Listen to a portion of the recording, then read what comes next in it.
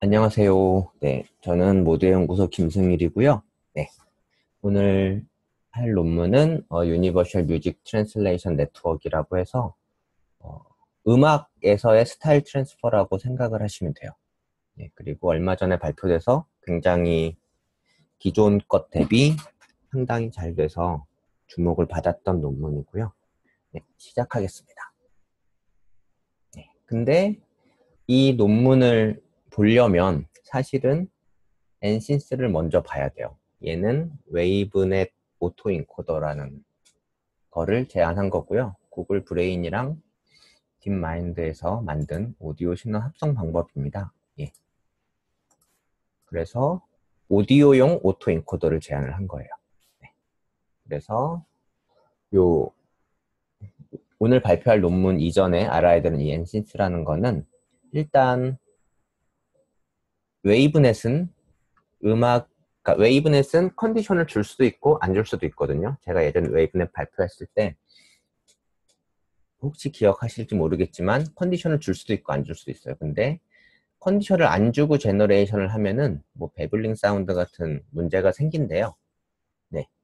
그래서 컨디션을 외부에서 안 주는 경우에도 그런 문제가 없게끔 뭔가 할 수 없겠냐라고 해서 만든 게 이 방법이고요. 그래서 익스터널한 컨디션을 주는 대신에 입력으로부터 자기가 컨디션을 그냥 만들어내요. 예. 이게 기존의 오토인코더라고 보면은 레이턴트 벡터 G가 될 거고요. 여기서는 임베딩이라고도 표현을 하고 인코딩이라고 표현을 하기도 해요. 네. 그래서 입력으로부터 어떤 컨디션에 해당하는 레이턴트 벡터를 만들어주는 오토인코더를 만들겠다라는 거고요.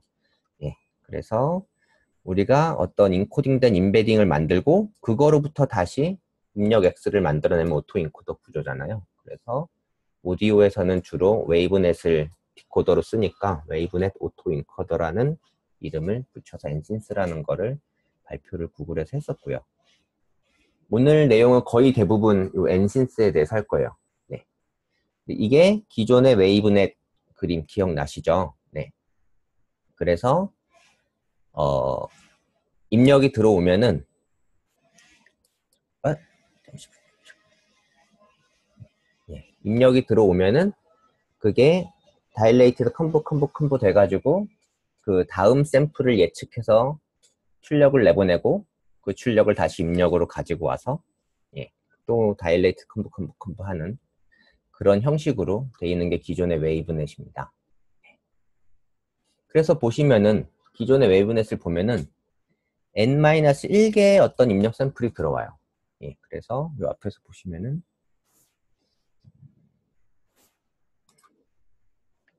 예를 들어서 여기 n-1개의 샘플이 들어와서 다음 아웃풋을 만들어내죠.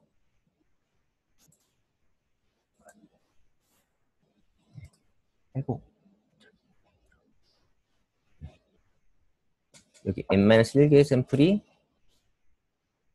지금 이 순간에 다음 샘플을 만들어내고 그걸 다시 입력으로 가지고 오죠. 예. 그래서 예. 여기 1에서부터 n-1개의 샘플을 가지고 그 다음 샘플을 예측해내는 게 웨이브넷 디코더가 하는 역할이라고 볼 수, 심플하게 나타내면 이렇게 표현을 할 수가 있어요. 예. 근데 이 엔신스는 여기에다가 인코더 디코더 구조를 가지는 거죠. 오토 인코더처럼. 그래서 원래 입력이 인코더를 통과를 해서 어떤 임베딩 벡터 G를 만들고요. 예. 그 G가 원래 웨이브넷 디코더로 입력이 들어가면 원래 하려던 다음 샘플을 만들어낸다 라는 거죠. 요거 이해 가시나요? 요것만 이해 가시면 돼요. 요거 이해 가시나요? 네. 설명이 조금 더 필요할까요? 이 빨강색을 빼면은 빨강색을 빼면 빨강색을 빼고 여기로 가면은 그냥 웨이브넷 디코더예요. 네. 근데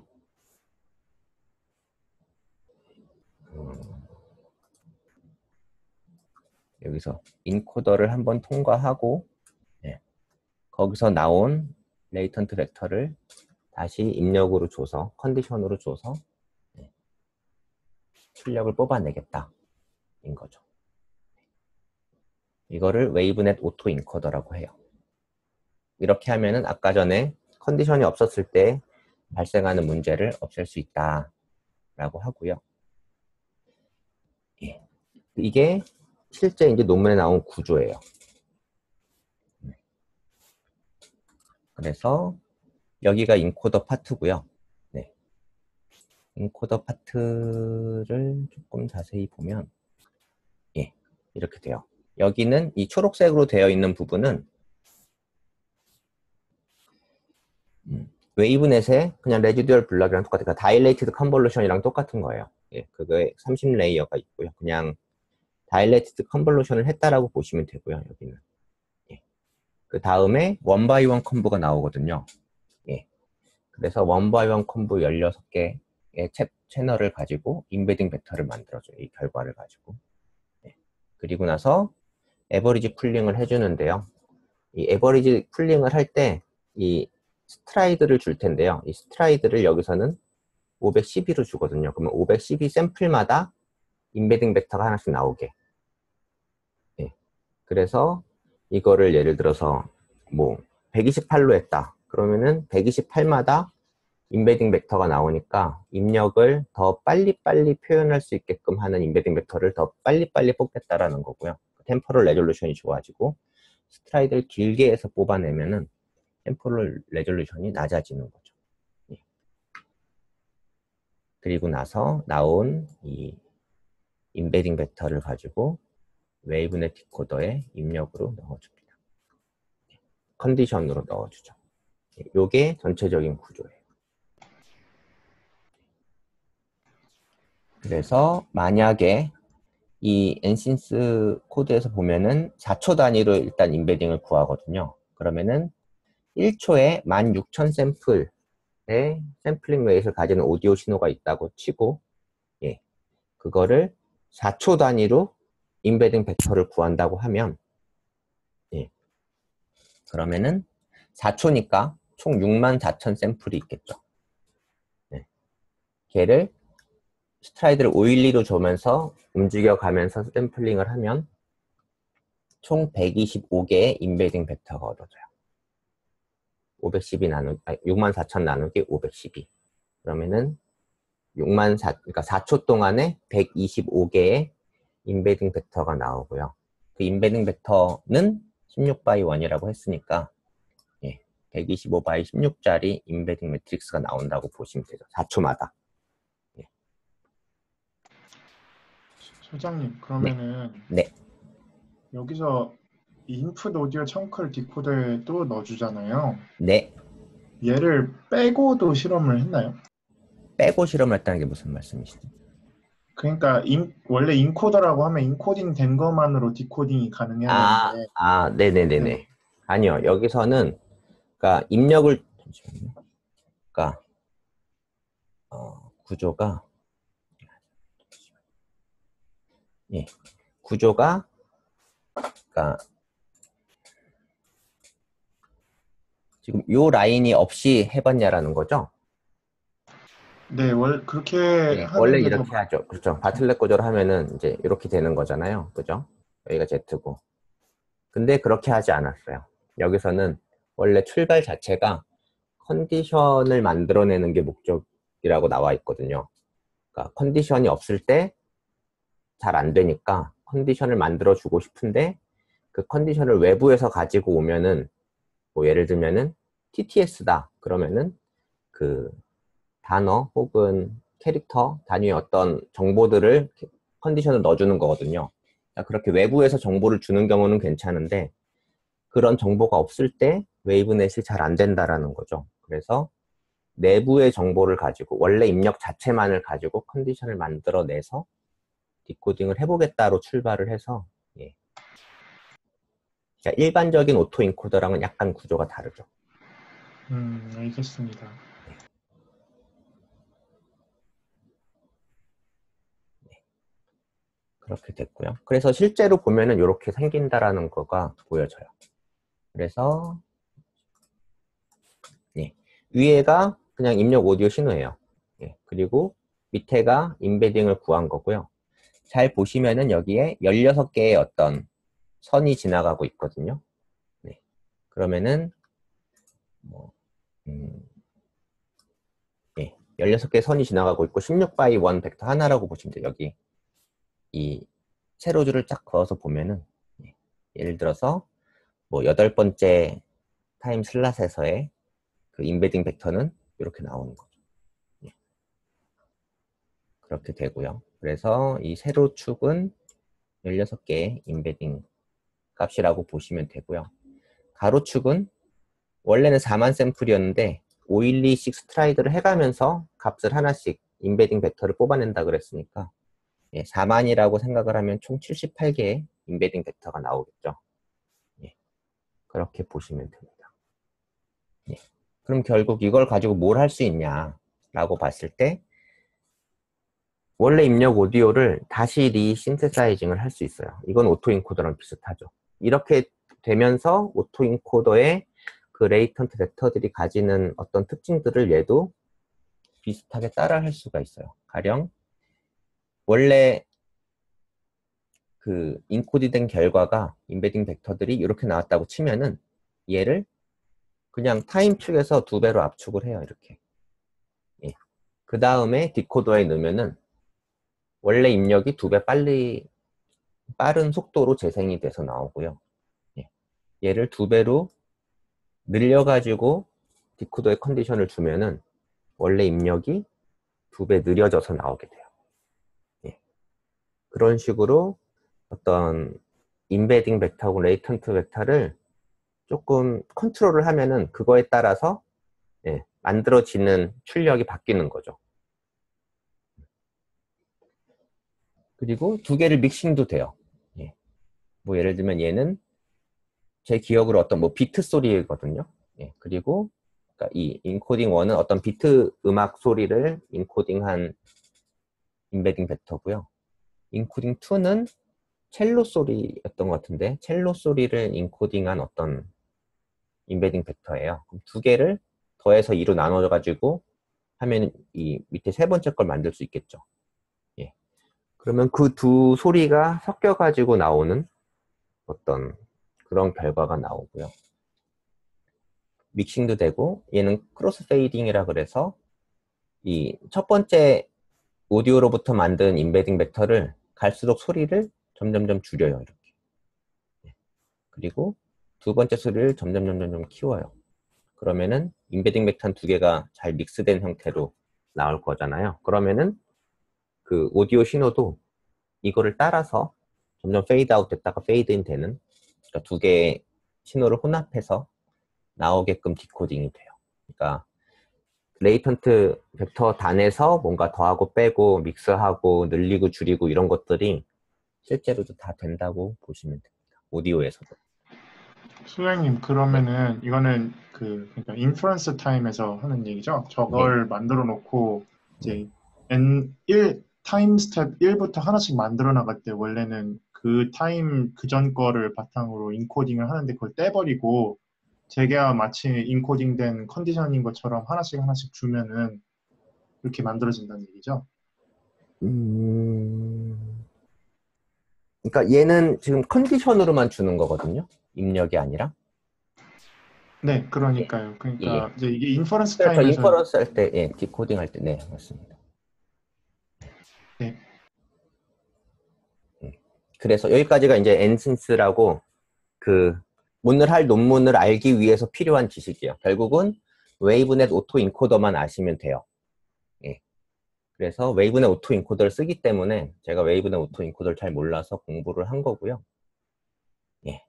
오늘 할 논문이에요. 오늘 할 논문은 뭐냐면은 여러 개의 서로 다른 도메인의 음악이 있어요. 뭐 예를 들면은 뭐 교향곡도 있고 피아노 곡도 있고 첼로 곡도 있고 어떤 랩도 있을 수도 있고 뭐 허밍이 있을 수도 있고 다양한 도메인의 음악들이 있을 수 있잖아요.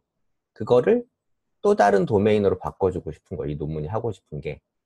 그래서 뭐 어떻게 보면 뮤직 스타일 트랜스퍼라고 볼 수도 있고 도메인 트랜스퍼라고 볼 수도 있고 예. 그래서 이게 이제 데모 영상을 유튜브에 올려놨거든요. 그게 이건데 틀면 소리가 들리실지 제가 잘 모르겠네요. 한번 틀어볼게요. 소리 들리시나요? 들리려고 말하는데 쭉 한번 아, 예. 해주시면. 들리시나요? 예. 잘 안 들립니다. 잘 안 들려요? 그러면은 제가 발표 자료를 미리 드렸거든요. 거기 링크 클릭하시면은 이 유튜브 나오거든요. 그거 한번 잠깐 한 1분 정도, 한 2분 정도 한번 들어보실래요? 이게 뭘 하겠다라는 거를 보여주는 거니까.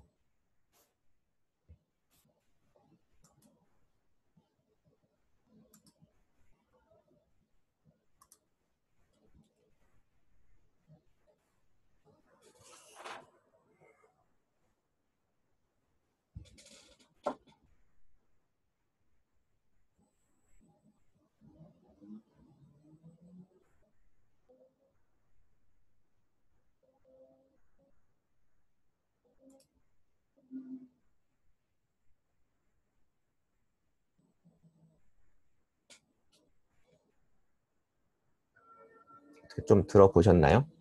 결국은 인풋으로 어떤 음악을 넣어줘요.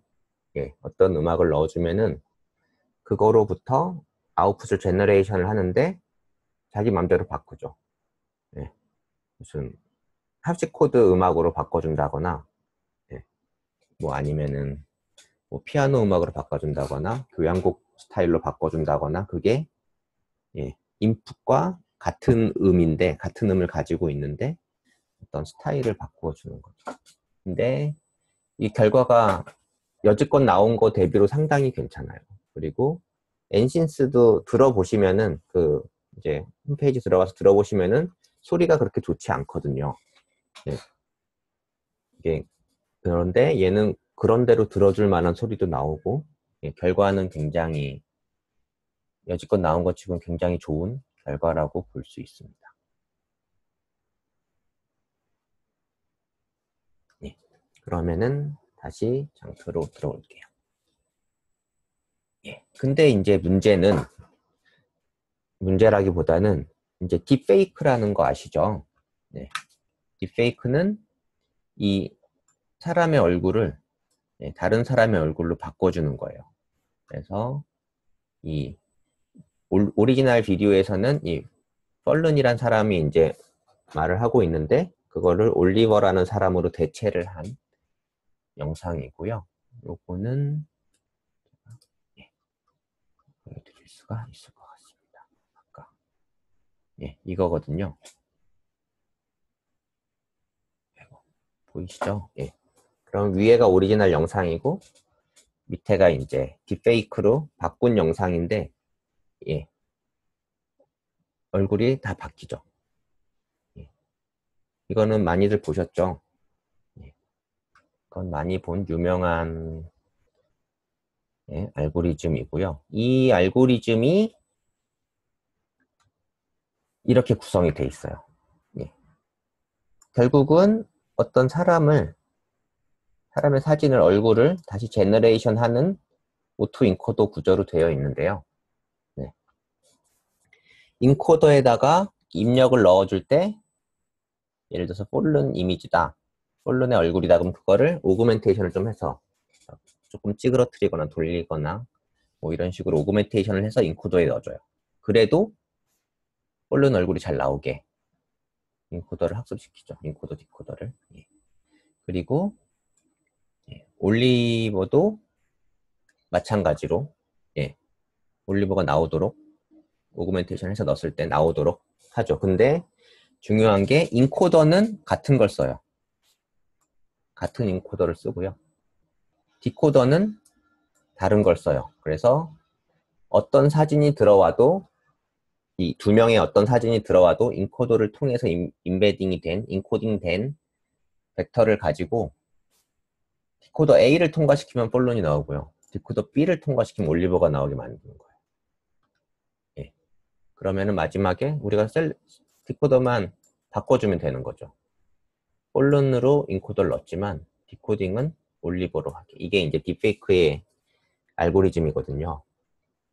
근데 오늘의 논문도 이거랑 똑같은 구조를 가지고 있어요. 예. 한 가지 차이점은 아까 딥페이크 같은 경우는 도메인을 두 개였죠. 폴른과 올리버 두 개였는데 얘는 K개의 다양한 도메인을 가지고 있고요. 예. 그리고 거기서의 어떤 데이터, 오디오 신호를 먼저 오그멘테이션을 해요. 여기선 피치를 조절해서 오그멘테이션을 하고 그 다음에 유니버셜 인코더를 웨이브넷 인코더를 써요. 아까 전에 엔신스에서 나왔던 웨이브넷 인코더를 쓰고 여기서도 디코더를 하는데 멀티플로, 도메인별로 각각의 디코더를 가지고 있어요. 네. 그러면은 구조 자체가 완전히 똑같죠. 딥페이크랑. 네. 그렇게 해서 그래서 입력으로 내가 어떤 피아노 소리를 뭐 떴다 비행기를 넣은 신호를 넣어주고 인코딩 한 다음에 뭐 기타 쪽 디코더를 통과시키면은 떴다 비행기가 기타 소리로 나오는 거죠. 그래서 딥페이크와 제 생각에는 동일한 구조를 가지고 있는데 오디오용 오토 인코더를 썼다고 보시면 될 것 같습니다. 근데 하나 달라요. 제가 여기서는 일부러 지운 거고요. 논문에서 하나 다른 게 도메인 컨퓨전이라는 게 하나가 들어가는데 얘는 뭐냐면은 원래 딥페이크 같은 경우는 K가 2였잖아요. 두 개의 도메인, 여기서 A에서 B로만 가면 되고 B에서 A로만 가면 되니까 뭐 그렇게 복잡하지가 않은데 여기는 K개의 도메인 간의 트랜슬레이션이 가능해야 되거든요. 그래서 요 인베딩 벡터를 뽑아낼 때 이 인베딩 벡터가 기왕이면은 그 어떤 도메인에서 왔는지 클래시피케이션이 가능하도록 여기다 클래시파이어를 붙여요. 그래서 원래는 이쪽 디코더에서 이렇게 학습을 시켜가지고 했다면은 이제 패스가 하나 더 생긴 거죠. 클래시파이도 되라. 이렇게. 예.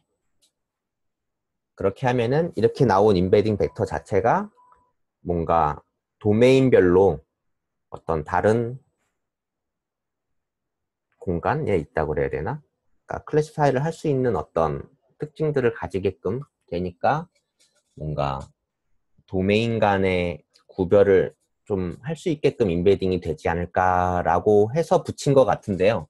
사실은 이 논문의 가장 큰 컨트리뷰션 중에 하나가 전 이 도메인 컨퓨전일 것 같은데 설명이 전혀 없어요. 네, 끝이에요. 도메인 컨퓨전이라는 걸 붙여서 했다라는 거고요.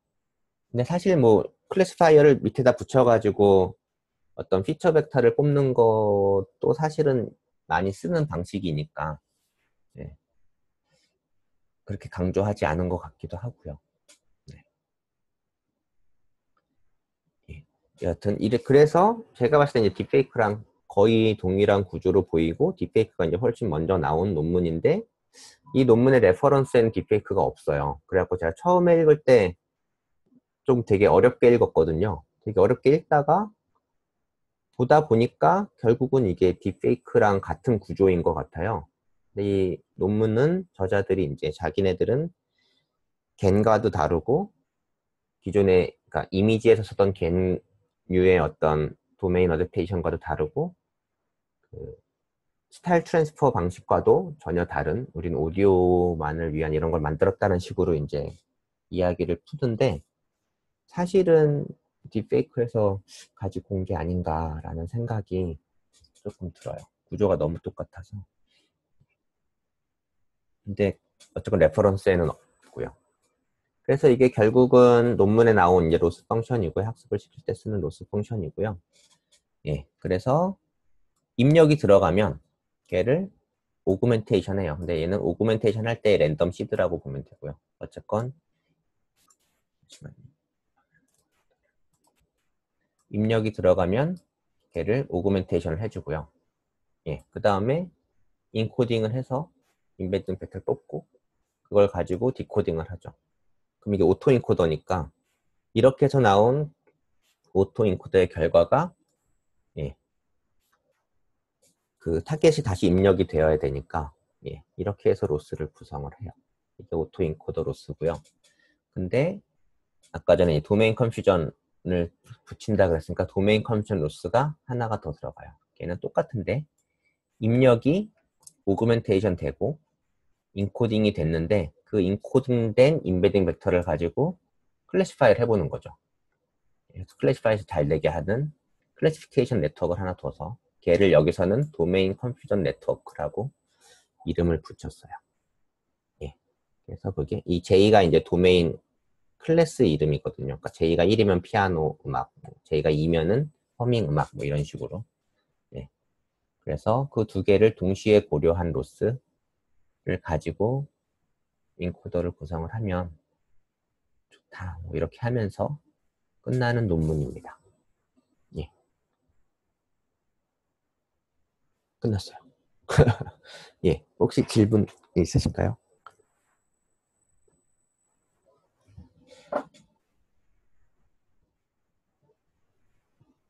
사실 딥페이크가 그 영상에서도 되게 잘 됐었는데 이게 오디오 쪽에서도 잘 되는 걸 보면은 그 구조 자체가 굉장히 팬시한 구조가 아닌가. 그래서 그걸 바탕으로 조금 더 뭔가 발전되는 것들이 앞으로 더 많이 나오지 않을까라는 게 이제 제 추측입니다. 질문 없으시면은 여기까지 할까요? 네. 네, 감사합니다.